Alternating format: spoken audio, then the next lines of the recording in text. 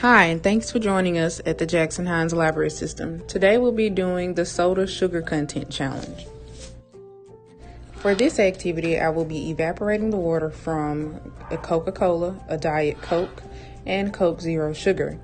The purpose is we want to find out how much sugar will be left over once all of the water has evaporated.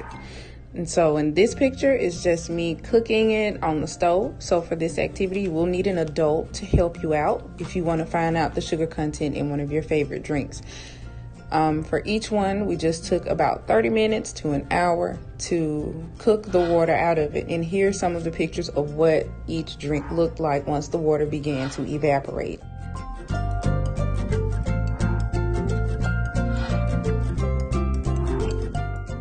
These are the findings of my experiment. In the first column is the drink name as well as what type of sugar was used to sweeten it.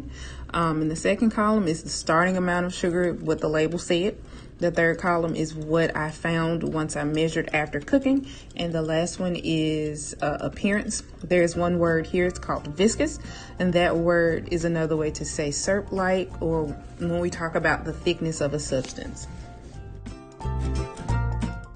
Would you like to show us the findings to your soda pop challenge?